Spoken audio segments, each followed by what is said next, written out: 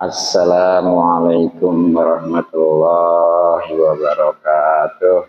Waalaikumsalam warahmatullahi wabarakatuh. Bismillahirrahmanirrahim. Wassalatu wassalamu ala Rasulillah wa ala alihi wa sahbihi wa wala. Amma ba'du. Rabbi shrah li sadri amin. Wa yassir li amri wa hlul 'uqdatam min lisani yafqahu qawli. Allahumma rasulna fahman nabiyyin wa sidqan risalin ilhamal malaikatul muqarrabin. Allahumma inna nas'aluka ilman nafi'a wa amalan mutaqabbala wa rizqan halalan thayyiban kasiran mubaraka walhamdulillah. Yang terhormat Alhamdulillah Al-Ustaz Haji Iwan Setiawan, Alhamdulillah Al-Ustaz Nurdin, Alhamdulillah Al-Ustaz Ibrahim, Alhamdulillah Al-Ustaz Haji Bidoyo, dan para tokoh sepuh. Silahkan kita doakan mudah-mudahan semuanya dipanjangkan umur dalam keadaan sehat lahir batin sehingga bisa istiqomah kita di jalan Allah Subhanahu wa taala. Kepada para bapak hadirin khusus YouTuber Bapak Sadijo, mudah-mudahan kita semua selalu dimuliakan dan diberikan taufik serta hidayah tentunya pada Allah SWT. Mudah-mudahan kumpulan kita dirahmati dan diberkati serta diridhoi oleh Allah SWT dan mendapatkan pahala besar dan banyak dunia lebih dari kedatangan. Amin. Pertama, para teman-teman silaturahmi, mudah-mudahan rezeki kita dimudahkan dan dibanyakan serta diberkahan. Terlebih lagi pahala dan ketua ngaji yang memang sangat wajib. Maka dari itu, mari kita kembali untuk kajian hadis referensi kita untuk masjid. Artinya duro itu mutiara, intan, solihin. Tentunya bagi orang-orang soleh. Bahkan kalau musannif rahimahullah taala wa nafa'ana bi wa bi ulumi bidarin amin ya rabbal alamin. Bismillahirrahmanirrahim. Alhamdulillahi minasyaitonir rajim. Bismillahirrahmanirrahim. Alhamdulillahi rabbil alamin. Maliki yaumiddin. Ya Allah ya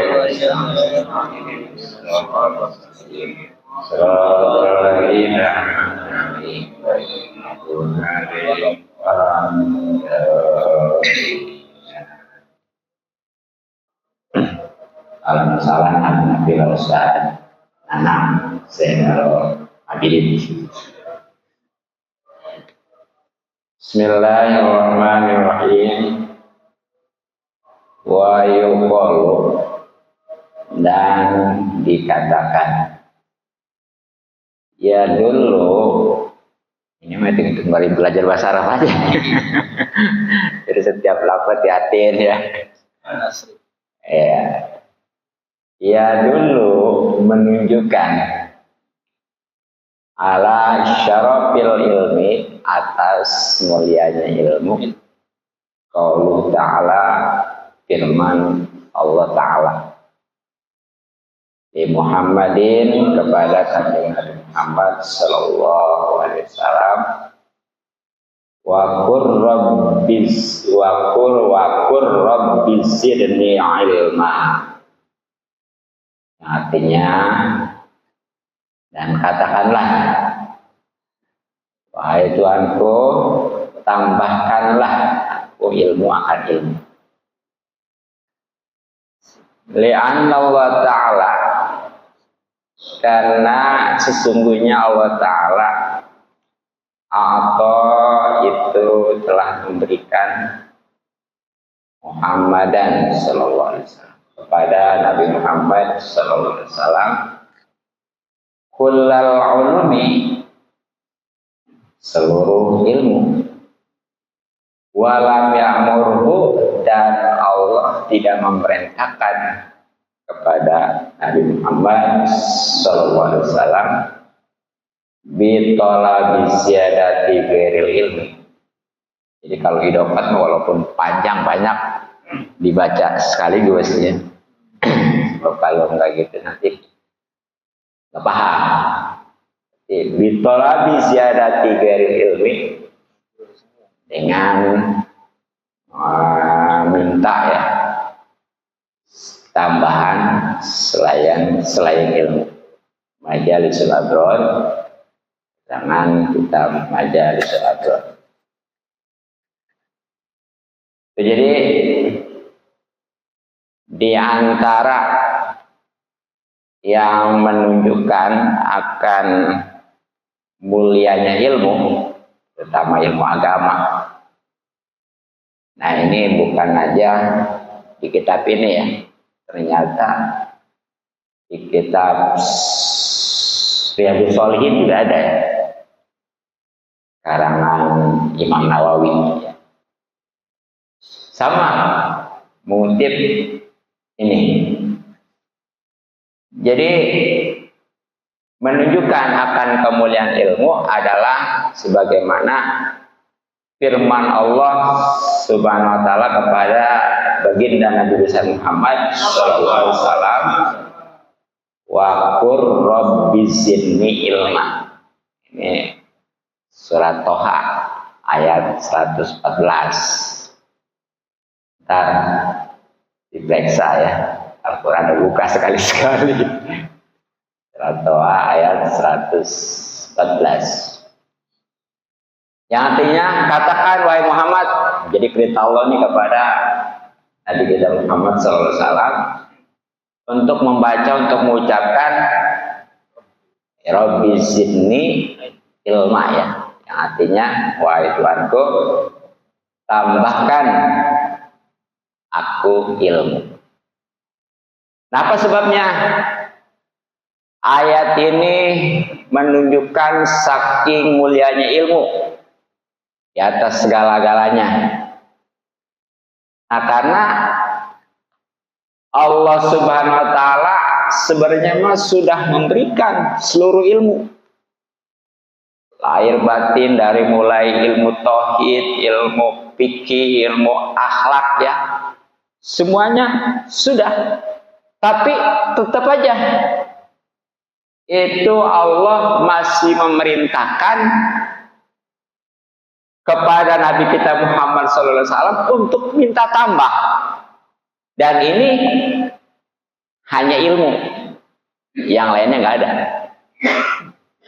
Jadi yang hanya diperintahkan untuk minta tambah oleh Allah itu adalah hanya ilmu. Makanya di dalam Sunan Tirmizi ya, ini juga ada di kitab Riyadhus Shalihin, hadis dari sahabat Abi Hurairah radhiyallahu anhu, di mana Nabi ini selalu membaca doa gini nih ya, Allahumma anfa'ni bima 'allamtani wa 'allimni ma yanfa'uni warzuqni ilman yanfa'uni wazidni ilma.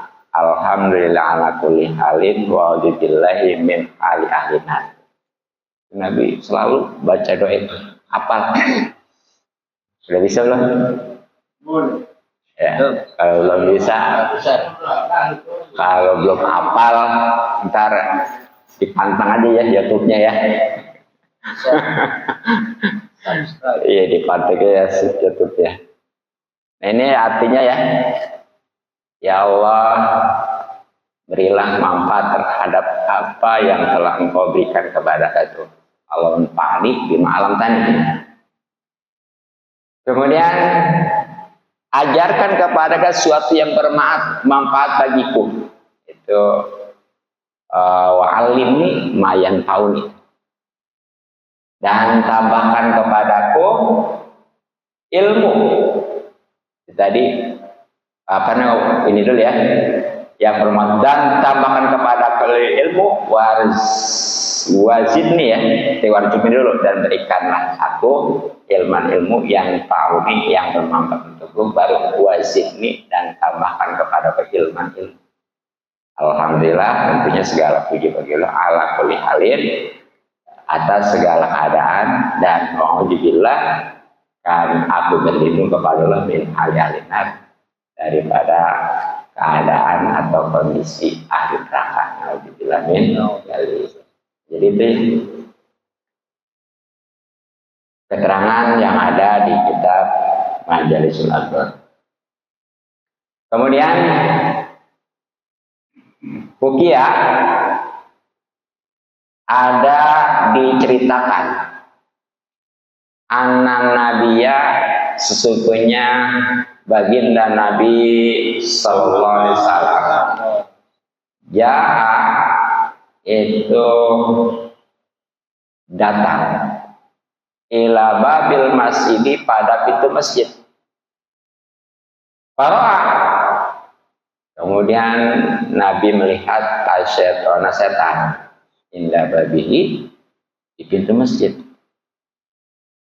Faqala, maka berkata baginda Nabi Sallallahu Alaihi Wasallam, ya iblisu, wahai iblis, matasna'u, apa yang kau kerjakan huna di sini?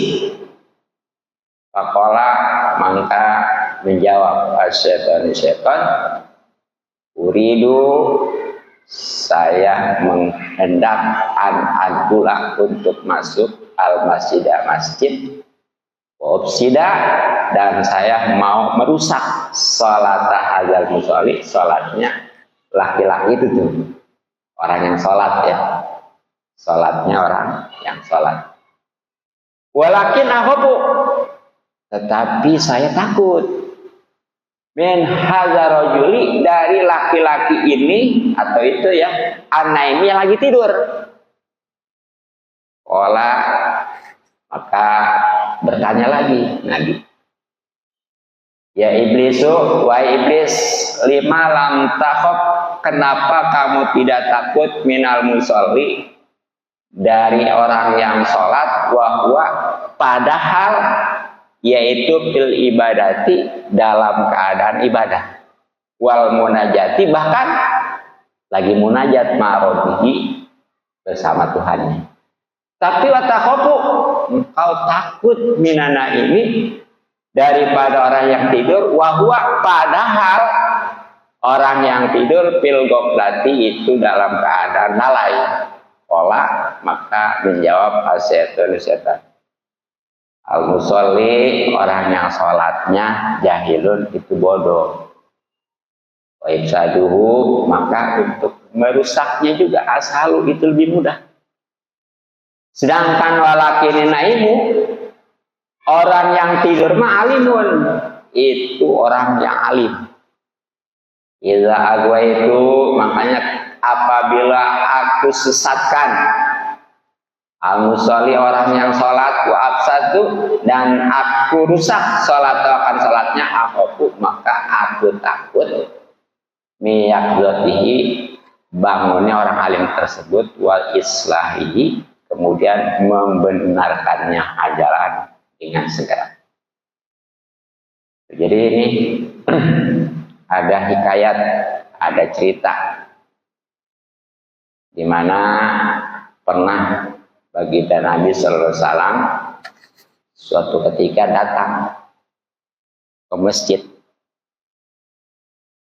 Tiba-tiba aja tuh di pintu masjid ada setan. Itu setan masuk, kagak kabur juga enggak. Kalau kata bahasa Betawinya, kumpang kelimu aja. Masuk enggak, kabur enggak. Dan Nabi bisa ngelihat setan, bisa. Ya bahkan kalau memang Nabi itu nggak khawatir akan mujizatnya Nabi Sulaiman ya. Nabi bisa nangkep segala apa. Tapi memang karena Nabi nggak mau pengen ya, istilahnya mujizat Nabi masing-masing. Kan Nabi Sulaiman mah bisa bicara, bisa nyuruh setan, bahkan iblis ya. Nabi juga bisa, tapi Nabi nggak mau. Sebab itu mah udah keistimewaan Nabi Sulaiman alaihissalam. Itu nggak mau merebut. Kalau kita maju orang kelihatannya enak pengen. Iya. Mending kalau normal mah ya, yang bagus itu ini kadang-kadang yang negatif bahkan sampai menghalalkan segala cara. Nauzubillah min dzalik. Jangan sampai gitu. Jadi Nabi itu ngelihat setan di depan masjid, masuk enggak, keluar enggak, kabur enggak apalagi ya. Kemudian Nabi nanya, Pak Iblis, kok tadi setan demi iblis ya? Itu juga ya. Ya iblis setan jadi juga. Cuma kalau iblis mah sebenarnya biangnya ini udah biangnya, masalahnya bakal ngegoda orang sholat ini ya. Tapi tetap mau orang alim takut. Jadi kata Nabi, wah iblis, lu ngapain di sini kalau kata orang Betawi gitu ya? Ngapain lu? Ya masuk kagak, kabur juga enggak. Nah, iya. Itu kata setan.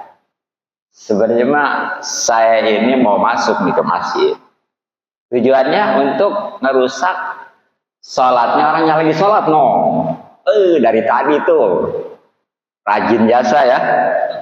Pokoknya mah dari maghrib sampai esok keberhenti cuma sholat aja ya. Yang sunnah karuan dan yang wajib mah udah habis maghrib tuh sholat badiannya dikerjakan, sholat awabinnya dikerjakan ya. Masih ada waktu juga umpamanya sholat apa gitu.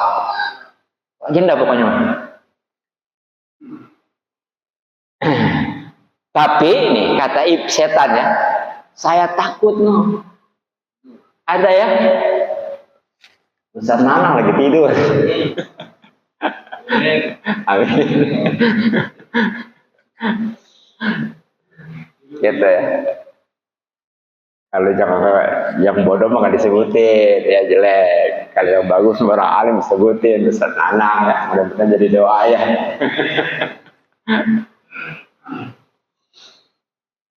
Jadi itu iblis tanya apa iblis jawabnya gitu. Nah, kemudian Nabi nanya lagi, iblis, kamu ini gimana sih? Ama orang yang sholat emang nggak takut gitu ya. Ama orang yang lagi tidur mah takut. Padahal mah orang yang lagi sholat mah udah jelas lagi ibadah. Bahkan dia itu lagi munajat dengan Tuhannya. Jadi kalau pengen tahu munajat, curhat sama Allah itu lagi sholat tuh. Ya kan di sholat itu banyak doa ya. Ya kalau pengen ngobrol dengan Allah itu lagi baca Quran. Jadi ada ngobrol, kalau ngobrol kan sering ngobrol aja gitu ya. Yang ngobrol panjang lebar, nah itu lagi baca Quran itu ibarat lagi ngobrol sama Allah. Tapi bukan hakikat. Hebat amat tuh. Wah, keren ya. Ini maksudnya bukan berarti orang yang ngebaca Quran itu ngobrol sama Allah, bukan ya. Iya. Sama tuh. Yang lagi sholat itu sebenarnya seperti lagi munajat ya, lagi curhat bahasanya dengan Allah. Nah, itu nggak takut tuh. Sedangkan sama orang alimah yang jelas-jelas itu lagi tidur ya, kan umumnya orang tidur melalai gitu. Kok takut gitu? Ya kita juga pasti bingung ya. Iya. Akhirnya si setan ini ngejawab. Jelasin ya kan orang yang lagi ibadah mah tuh yang sholat tuh ya itu mah bodoh, jadi untuk merusak juga gampang kan orang bodoh mah kadang-kadang ya udah jelas dah sholatnya mah udah gak ada hitungannya kecuali kalau sambil ngaji insya Allah dimalu ya. Bahkan nih sesuatu yang udah batal dianggapnya enggak. Kan haram itu. Makanya bisa jadi orang bodoh mah ibadah juga bukan dapat pahala, malah dosa. Terus gimana dengan ibadah? Bukan begitu ya, bukan solusi. Jadi kodenya mah ibadah mah tetap karena perintah Allah. Wa ma khalaqtul jinna wal insa illa liya'budun. Tapi sikapin dengan ilmu begitu. Insyaallah kalau dengan ilmu walaupun kita belum tahu semuanya, ya itu yang belum tahu juga dimaklum. Bukan pernah saya sampaikan ya, orang ibadah itu ada yang nggak sah ya. Kalau bicara nggak sah, pokoknya mah jangan bicara pahala dulu. Itu yang nggak berilmu, asal rajin aja. Nah yang kedua sah, tapi nggak ada pahalanya. Sah tapi kok pahala gimana sih? Masih mending kewajiban gugur, ya. Walaupun nggak jadi pahala. Ini yang udah tahu ilmunya padahal mah, tapi dia nggak ikhlas. Pengen dipuji, pengen dilihat dan lain sebagainya, pokoknya malah itu sah tapi nggak ada pahalanya. Ada yang sah, bahkan berpahala, tapi nggak utuh. Sayang juga ya. Orangnya mah ibadahnya berdasarkan ilmu bahkan ikhlas, tapi itu suka apa sama tetangga ribut. Apalagi sama saudara mah ya pokoknya rese aja dah. Ya termasuk yang mengunjing itu jelas itu ya. Yang ngomong kejelekan orang itu mah udah seperti kayu bakar, lebih mudah untuk membakar. Artinya di sini lebih mudah menghapuskan pahala ya. Nah kalau dianya benar-benar tuh ibadahnya berdasarkan ilmu, ikhlas, kemudian hablum minanase juga betul-betul diperhatikan, dijaga, baru tuh insya Allah utuh sampai ke akhirat. Walaupun memang yang namanya masuk surga itu bukan karena amal, tapi karena rahmat Allah. Kemudian kalau memang bukan karena amal, buat apa tuh amal kita ibadah? Udah susah payah gitu ya. Nah itu untuk meraih rahmat Allah. Jadi masuk surga mah tetap, selamat dari neraka dan masuk surga tetap karena rahmat Allah. Nah rahmat Allah itu bisa diraih dengan pahala ibadah kita yang memang betul-betul udah sah, berpahala dan utuh itu ya. Jadi itu tuh gampang orang bodoh mah dan nggak nyadar ya. Nah, sedangkan orang yang lagi tidur itu orang alim, Nana. Nah makanya kalau ngerusak kata setan nih ya, orang yang sholat mah itu mudah ya untuk nyesatin bahkan ngerusak sholatnya karena kebodohan itu. Sedangkan nih saya khawatir kalau saya mah udah nyesatin, udah ngerusak nih sholatnya orang yang bodoh. Tiba-tiba saja tuh Ustaz Nanang bangun. Ya, orang alim ya. Iya. Jangan begitu, salah ini begini. Ya, yang tadinya salah dibetulkan. Nah, akhirnya kan sia-sia. Tuh ya. Perbuatan atau upaya setan yang sudah dia padahal mah wah gerah sebenarnya masuk masjid itu, tapi karena benar-benar menggoda ya dia tetap berusaha. Tapi kan kalau ada orang alimah nanti udahnya udahnya capek-capek kemudian dibetulkan sama orang alim sia-sia. Makanya dari sini nanti ada hadis ya, nanti ada hadis tidurnya orang alim itu lebih baik daripada ibadahnya orang bodoh. Nah, paling nanti pertanyaannya, kenapa bisa begitu? Apa sebabnya?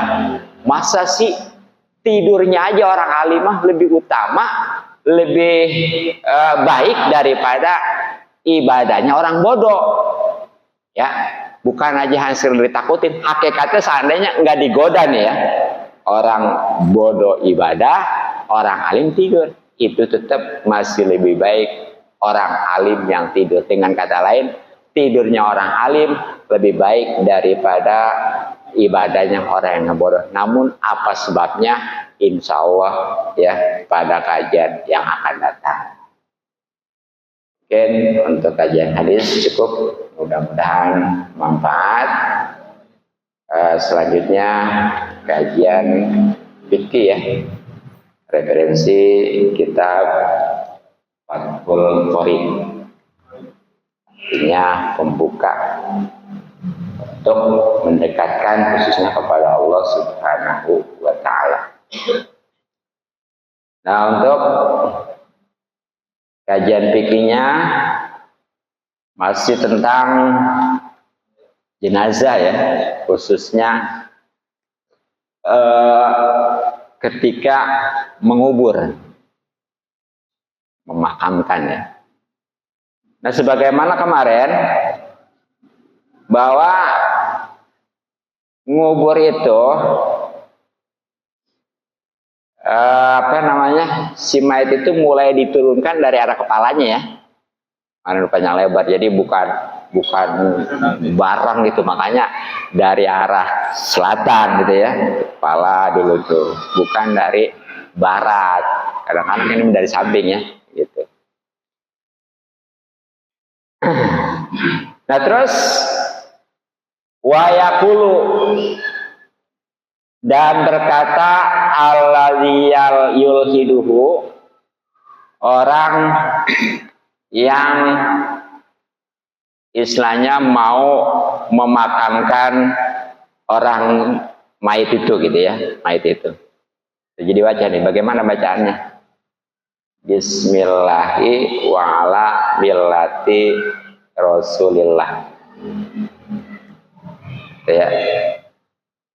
Jadi orang yang memasukkan mayit nih ke liang lahat nih, itu waktu masuk ke liang lahatnya baca Bismillahi wa ala millati Rasulillah.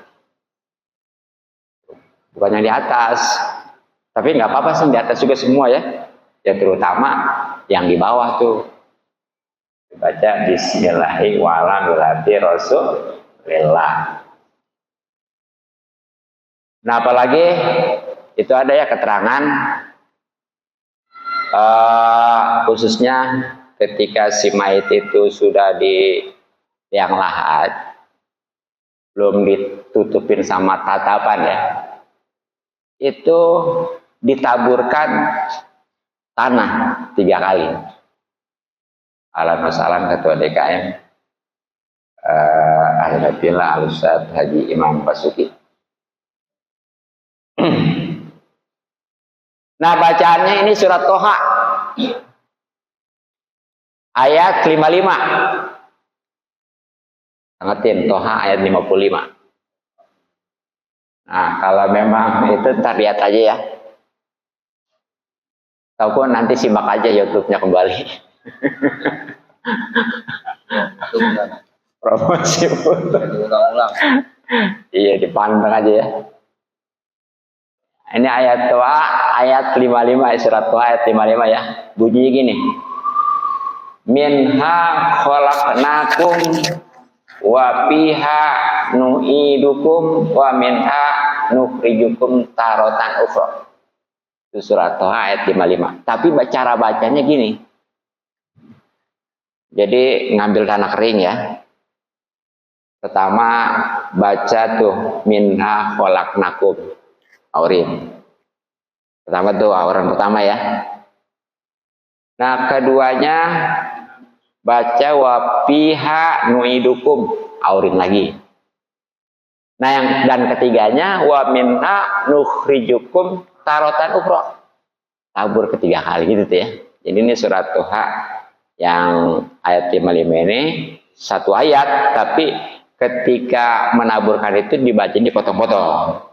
Yang pertama minna khalaqnakum, keduanya wa fiha nu'idukum, ketiganya wa minha nukhrijukum taratan ukhra ya gitu. Nah, terus kemudian di sini kan nggak ada masalah belum ya. Nah itu kemarin sempat juga ada yang nanya, itu gulung-gulung tujuannya untuk apa? Ya untuk mengganjel supaya tegak ya. Iya supaya nggak ngaguling. Nah terus bacaannya apa? Tuh, suka ada orang anak-anak suka di situ. Iya. Kok itu gelung-gelung apa sih namanya? Ah? Bantalan. Ya yang bulat-bulat itu yang 7 apa berapa? Iya. Iya pokoknya gituan aja ya. Suka ada tuh itu ya. Ya sebenarnya tujuan buat ganjel gitu ya. Nah itu suka ada ketika sebelum dipakai ditiup gitu ya.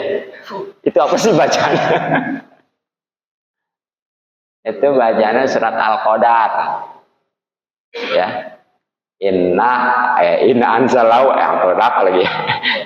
Ya, bersama bismillah ya. Bismillahirrahmanirrahim. Inna anzalnahu fi lailatul qadar wa adraka ma lailatul qadar. Seterusnya dapat 1 tiup ke 1 gitu. Berarti kalau 7 gitu aja. Iya. Gitu ya. Nah, jadi itu tuh. Nah, kemudian wayud jauh dan ditidurkan miring si mayit fil qabri pada kubur bada ayu amako ya setelah ya dipendam ya setelah digali kubur itu ya komatan setelah digali dalamnya komatan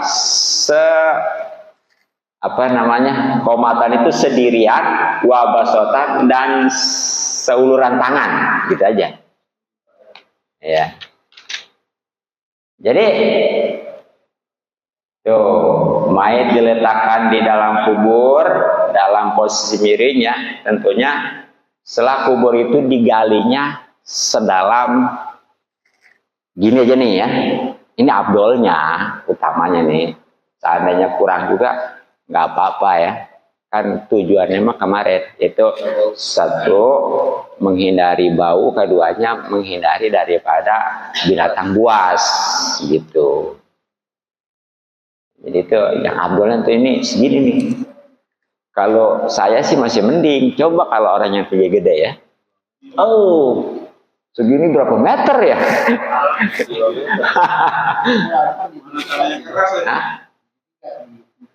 Iya daripada ini ya. Gitu. Gitu. Jadi itu patokannya ya. Kemudian wayakunu dan keadaan al-ittijau tidur miringnya mustaqbilal kiblati itu menghadap kiblat. Jadi di tidur miringnya pokoknya ke kiblat. Ke kiblat ya. Terus kepalanya sebelah mana ya? Nanti sebenarnya mah seandainya kiri juga sebelah selatan juga boleh-boleh aja. Tapi ya utamanya utara gitu ya. Jadi dari kiblat ini wajib nih. Nah di kiblat kemarin kan udah dijelasin ya. Jadi jangan ngeributin untuk nyiumin ke tanah yang hukumnya sunnah. Sementara mengabaikan ngadepin kiblat. Ini kan yang diribut orang-orang ciumin ke tanah, ciumin ke tanah. Jarang yang benar ngadepin ke kiblatnya gitu ya. Jarang itu. Padahal mah tadi yang namanya nyiumin ke tanah sunnah, yang wajib itu ngadepin kiblat. Bagusnya memang ya bisa nyiumin ke tanah dan utamanya bisa ngadep kiblat. Makanya bikin lahannya khususnya untuk bagian kepala ini jangan terlalu dalam. Makanya nyiumnya ini bukan ke bawah, bukan ke atas, tapi ke depan, paham ya? Gitu ya. Ini kadang-kadang mau diminta mementingkan diciumin, mayit miring. Kalau diciumin ke bawah tuh miring ke bawah ya. Kalau diciumin ke atas miring ke atas gitu. Itu wajib. Makanya di sini kalau dubina, kalau dipendam si mayit mustadbirul kiblati, dalam keadaan membelakangi kiblat, al mustalqiyan ataupun tidur terlentang, no bisa, maka wajib digali lil kiblati untuk dihadapkan ke kiblat malam yatagoya selagi belum berubah. Jadi ini kalau seandainya ada kejadian nih, karena tadinya bodoh maunya nggak tahu ya, ya tadi lebih mementingin nyiumin daripada ngadep ke kiblat. Barang dibilangin sama ustadz atau kiai, wajib ngadep ke kiblat mah. Kalau nyiumin mesin airnya, waduh, kemarin katanya King ngubur itu yang diperhatikan, yang dipentingkan itu nyiuminnya, bukan ngadep ke kiblat. Jelas itu kayak ngadep kiblat. Oke, bagaimana kalau gitu? Wajib kudu digali untuk dihadapin ke kiblat. Apalagi tuh dalam keadaan tidur terlentang, apa sih namanya? Celentang. Nangkarak tuh ya. Iya, nangkarak. Iya, seperti dipetikan dan terlentang ya. Nah, itu gimana? Sebenarnya mah itu juga sama. Terus kalau memang begitu, apalagi kemarin zaman Covid ya, itu tanggung jawab. Iya, iya, tanggung jawab itu. Nah, jadi wajib tuh, wajib digali lagi si mayat yang memang udah jelas-jelas waktu dikuburnya itu enggak ngadepin kiblat ataupun tidur celentang. Tapi itu kalau belum berubah. Adapun kalau sudah berubah mah atau gimana ya, udah nggak benar mah, kecuali mungkin kalau yang mayat jasadnya itu utuh ya, seperti tahfidz gitu ya, atau ulama insya Allah gitu ya, mah dan istilahnya jangankan kapannya, orang juga ya utuh. Dan kemarin viral tuh yang mujahid Palestina itu ya, di tangannya masih tetap tangan selama berapa, 2 bulan misalnya itu tumbuh kurma. Nampak jelas itu ya. Jadi tangannya juga masih utuh. Padahal udah 2 bulan. Itu di tangannya tumbuh kurma. Nah, di situ menunjukkan luar biasa itu hormati Said ya. Utuh di antaranya itu yang utuh orang yang mati Said. Ya banyak kan ceritanya. Yang orang mati Said udah sekian lama ya. Bukan aja bulanan tapi tahunan, ternyata begitu digali gitu. Nah itu kan seperti kayak Muhammad Zubair, contohnya jelas ya. Iya. Gitu. Itu alim aja kan kayak Muhammad Zubair mah gitu ya. Termasuk Syekh Nawawi itu ratusan bahkan itu modal. Gitu ya. Jadi digali itu. Nah termasuk nih yang wajib digali kubur itu kalau umpamanya ada barang berharga jatuh, itu wajib digali. Seperti umpamanya ketika ngubur nih ada umpamanya ya jam tangan punya orang kayak gini, jatuh barang udah dipendem, ingat tadi jelas kayak jam jatuh di kubur nih, atau HP gitu ya, itu boleh digali. Iya, buat selamat ya. Kalau enggak takutnya dipakai. Iya. Ntar, apalagi apa ya? Ntar diomel-omel lagi di kuburan dia, di miskol bisa. Ini punya siapa? Gitu ya. Nah, kemudian wa yusattahu, dan diratakan al-qabru, kubur ya. Ya. Wala yusannamu, dan tidak dibentuk. Wala yumna, dan tidak dibangun alai atasnya. Bahkan walayu jasasu ya, itu tidak di apa namanya, dikapur lah atau disemen gitu ya. Jadi kubur itu makanya orang Islam begitu tuh ya. Jadi diratain. Tapi ntar ada pengecualian itu supaya ada bedanya antara kubur dengan bukan. Itu paling tinggi 1 jengkal. Ya. Iya. Mau usah tinggi kayak kuburan non muslim itu ya. Ya itu udah ratakan aja. Ya, enggak dibentuk. Ya apalagi dibangun mah gitu ya. Pakai semen gitu. Apalagi di makam umum. Itu bisa haram itu. Itu sebab nantinya nyempitin gitu, nggak bisa untuk dipakai lagi. Makanya kalau di makaman nih, Haji Pitoyo apal deh. Itu berapa lama Pak Haji Pitoyo ketika pemindahan tulang-tulangnya? 1 tahun, 2 tahun itu berapa? 1 tahun. Jadi perkirakan ukurannya ketika udah nggak ada daging-dagingnya, udah tinggal tulang gitu ya. Tulang ini kemana ini? Wallahualam itu ya. Dipinggirin doang. Nggak dikirim kemana gitu nggak? Jadi ditumpuk aja. Iya. Oh gitu ya. Emang saya juga pernah tuh waktu di Malang ya. Nah nyaksin langsung. Itu yang pas lagi ada yang dibuka itu. Mungkin tuh mau dipakai kali ya. Itu ya waktu itu sempat saya foto juga itu. Ya, tapi lama-lama nggak kuat lah. Saya hapus aja gitu ya. Itu benar, rada bau juga itu udah sekian lama gitu ya. Sempat saya tengok itu benar tuh kemarin, kalau kemarin viral itu ya, itu kayak gitu benar. Jadi memang dia diganti nanti gitu. Kalau masih utuh enggak? Kalau masih utuh enggak gitu ya. Gitu. Itu jadi jangan diratakan saja, jangan dibentuk ya. Dibangun apalagi di tembok mah gitu. Ayukrahu yakni dimakruhkan tajsisuhu menembok kuburan bil jasi dengan adukan ya. Jadi makruh tuh.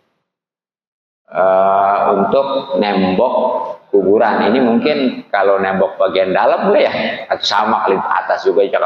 Kalau atasnya udah ada galim dia susah nantinya digali lagi. Kalau atas sudah dibangun gitu ya, sulit nantinya untuk ngegali. Nah jasus itu apa? Wahwa yang namanya jasun ya, an-nuratu itu kapur, al-musammatu yang disebut bil jibri dengan adukan. Ya tadilah semacam semen gitu. Nah hati-hati ya. Kemudian wala basa, dan tidak masalah bil bukai menangisi alal mayiti atas mayit. Ayajuzu yakni boleh al bukau menangisi alai atas mayit qoblal mauti, baik sebelum mati wabadu maupun setelahnya mati. Tapi watarkuhu tidak nangis olah itu utama. Jadi pada dasarnya enggak dosa, enggak masalah yang namanya nangisin si mayit. Jadi boleh. Baik itu sebelum matinya ya, ataupun sesudahnya. Sekali lagi, boleh-boleh aja nangis itu. Tapi memang baiknya mah yang ditangisin, ngapain lah ya. Emang udah terjadi. Seandainya nangis habis-habis nggak bakal kembali ya. Emang tuh kalau ditangisin, apalagi sampai jadi ya nangisinnya, udah bilang aja ya dah. Kalau memang nangis aja, ini nggak dikubur, dah biarin di situ aja gitu ya. Kira-kira mau nggak? Jadi sudah nemenin aja takut kehilangan. Nah, gitu ya. Kemudian wayakuno, ya memang, nah, makanya nanti perlu yang namanya takziah ya, ada itu istilah takziah. Jadi supaya emang kan kadang-kadang ada ceritanya orang ngomong ke orang lain bisa ya, ketika diri sendiri bisa. Ya seperti ada orang kalau keluarga meninggal udah terjadi, nggak usah ditangisin. Giliran kejadian dia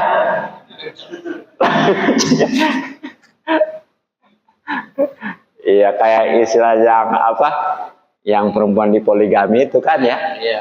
Ceritanya tuh. Baik masanya. Iya, barang begitu usah aja ya. Saya ceramah kan.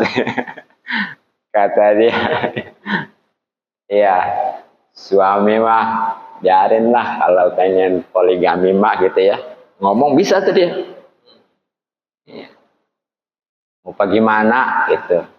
Memang sudah takdir, sebab kalau nggak takdir mah walaupun ngomong mulu juga tetap aja ya. Apalagi yang penakut mah ya. Iya. Tapi dasarnya takdir.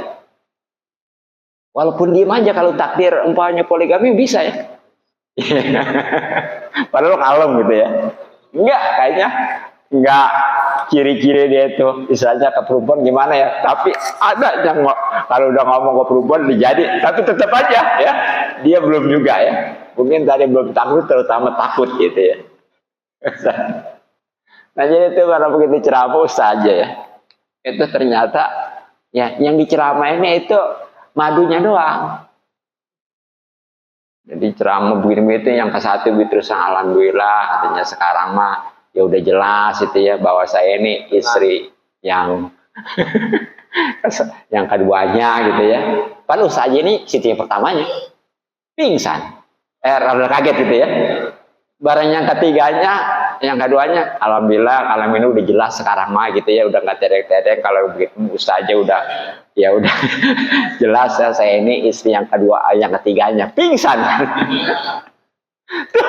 Dia ngomong bisa ya, tapi begitu dia sendiri yang ngerasain itu kebanyakan. Tapi insya Allah kalau orang-orang beriman benar-benar ya semuanya udah takdir gitu ya, nggak bakal terjadi kalau memang bukan kehendak Allah gitu aja. Dan semuanya itu terbaik ya sebenarnya. Makanya hidup ini susah, kaya, sebenarnya ujian sebenarnya. Jadi bukan aja yang namanya miskin ujian, kaya juga sebenarnya mah ujian. Bahkan kalau orang yang diujinya miskin mah nyadar bahwa dia lagi diuji, sikapnya sabar ya. Tapi ketika diuji dengan kekayaan, nggak nyadar kan dia. Akhirnya lupa daratan. Bukannya disyukuri, kebablasan gitu ya. Nah, itu.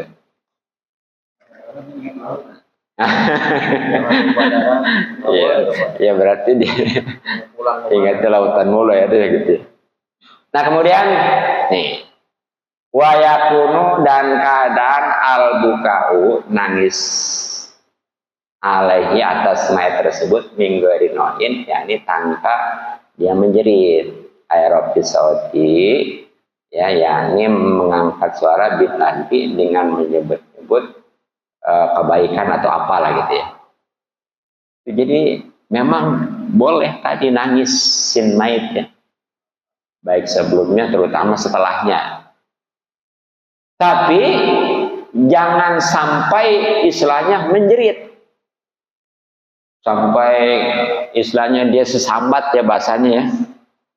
Kalau memang itu kadang-kadang kan suka ada gini, waduh nanti kalau memang kalau bapak meninggal nanti saya bagaimana gitu ya.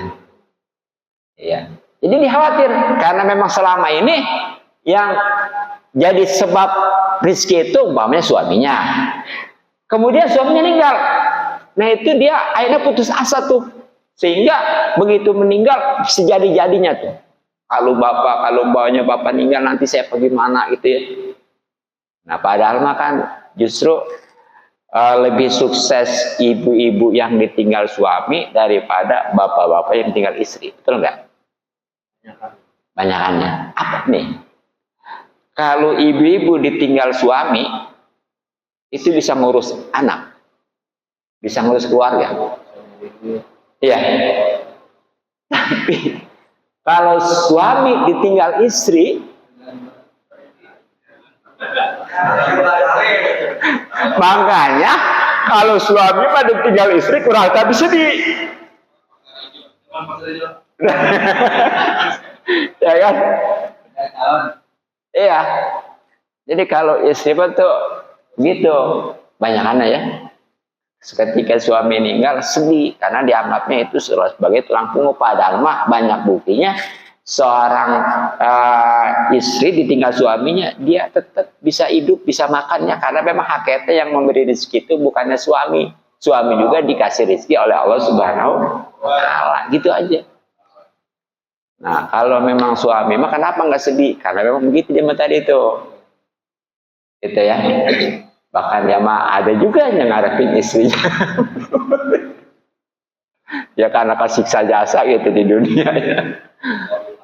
Nah, jadi lah ya. Tenang Mas Arijo. Cara apa?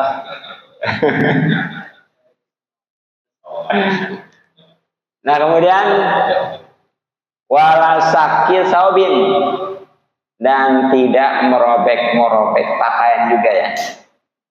Wabi badinusai, dan pada sebagian saling kitab mah janbin, itu ibaratnya dengan saku badla saubin, pengganti daripada pakaian. Jadi yang nggak boleh lagi nih, walaupun nggak nangis, sebenarnya tadi nangis sebenarnya nggak apa-apa ya. Yang nggak boleh tadi nangis itu kelewatan sampai meraung-raung gitu ya, sampai sesambat istilahnya. Yang kedua, walaupun nggak nangis nih, ini mah ya robek-robek pakaian atau kantong khususnya gitu ya. Suka ada kan menerima, ada juga yang nyenggut-nyenggut rambut sendiri gitu ya. Ya, itu karena memang siksa sendiri, itu jangan sampai terjadi kayak gitu ya. Belum ada sih. Ya. Nah, jadi itu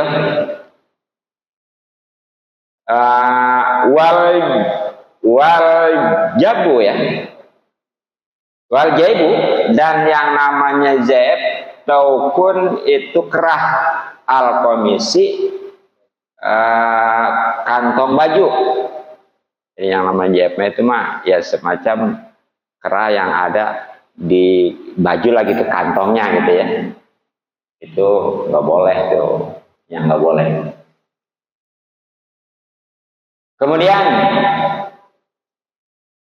wa yu'azza, dan ditaziakan ahluhu, keluarganya si mayit. Ay ahlul maiti, yakni keluarga si mayit. Sogiruhum, baik yang kecilnya, wakabiruhum, maupun yang besarnya. Bahkan zakaruhum, laki-laki, wa unsaum, dan perempuannya, illas sabata, kecuali yang masih mudanya. Fala yu'azziha, maka nggak boleh mentaziain yang masih mudanya matu illa ma'arimuha, kecuali mahramnya.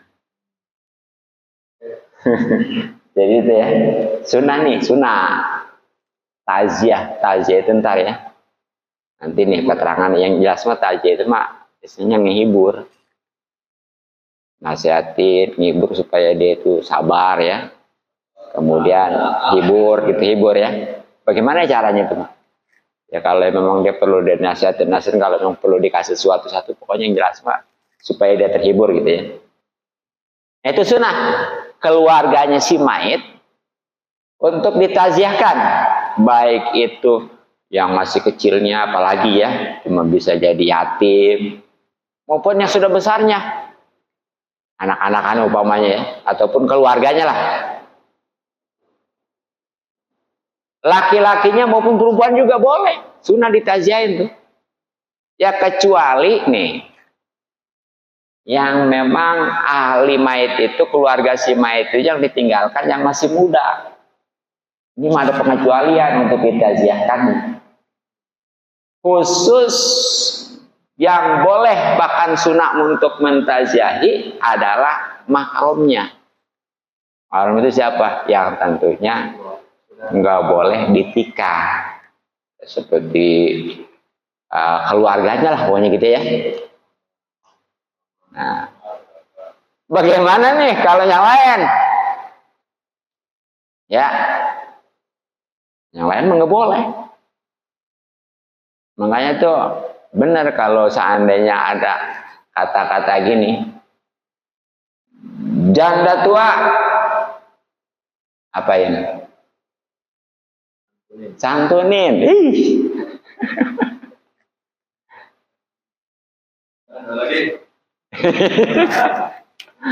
Iya dari sini nih ya kesimpulan ya. Kan tadi sebenarnya pada dasarnya sunnah untuk ditaziah dihibur nih ahli keluarga si mayit, baik yang kecil maupun yang besar ya.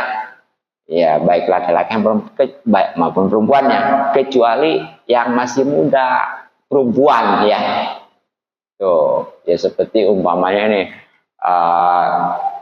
istri si mayitnya ini masih muda gitu tuh. Jandanya masih muda, itu mah jangan ditaziahnya, nggak boleh gitu ya. Nah makanya ya kalau janda tua bagaimana? Boleh disatuin. Terus janda muda dikain gitu maksudnya mah gitu ya. Setelah idahnya beres. Setelah idahnya beres maksudnya ya. Nah gitu. Nah jadi kudu tahu tuh, jadi jangan asal taziah aja ya. Nah pengertian taziah ini apa sih dan berapa lama nih? Wa taziatu, dan yang diramakan taziah sunnatun itu hukumnya sunnah qabla dafni, baik sebelumnya dipendem wa ba'dahu maupun setelahnya dipendem, setelah dikubur. Yang jelas mah udah meninggal gitu ya. Itu sunat. Bahkan ila salasati ayam ya, itu sampai 3 hari masanya min ba'di dafnihi, setelah dikuburnya. Ingkanal mu'azzi ya, kalau seandainya yang melayat wal mu'azza dan yang dilayatnya hadirainu, itu keduanya memang hadir, orang setempat lah gitu ya, dekat gitu ya.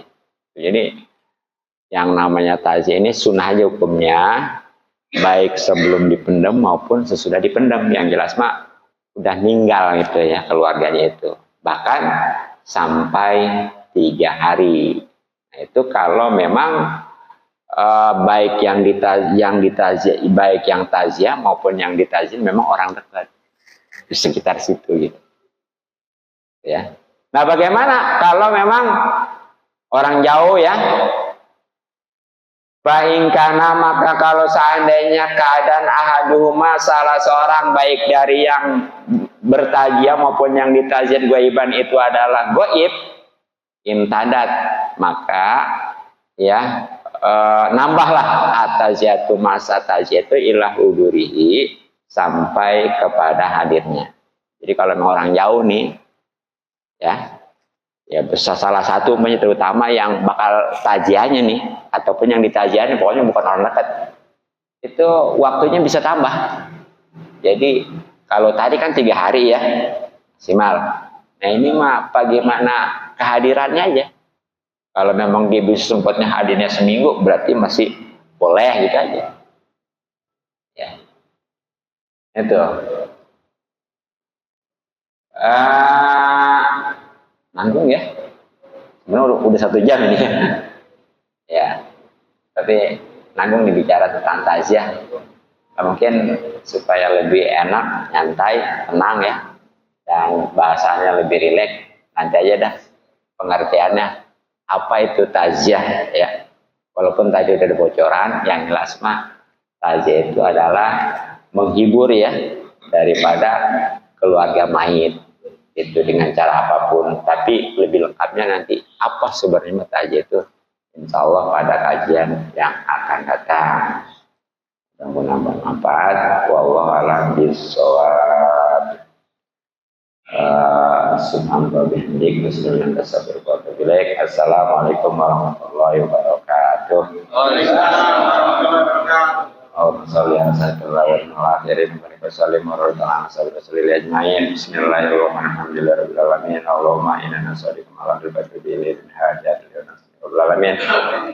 Allahumma inna nas'aluka ridhal jannah wa na'udzu min sakhatika nar. Allahumma asil maqasidana fid dunya wal akhirah wa min khair. Sallallahu alaihi jami'il anjum alhamdulillahirabbil alamin. Sallallahu ala Muhammad sallallahu alaihi wasallam. Sallallahu ala Muhammad sallallahu alaihi wasallam. Sallallahu ala Muhammad sallallahu alaihi wasallam. Sallallahu sallallahu alaihi wasallam. Sallallahu ala Muhammad sallallahu alaihi wasallam. Sallallahu ala Muhammad sallallahu alaihi wasallam. Sallallahu ala Muhammad ya Rabbi.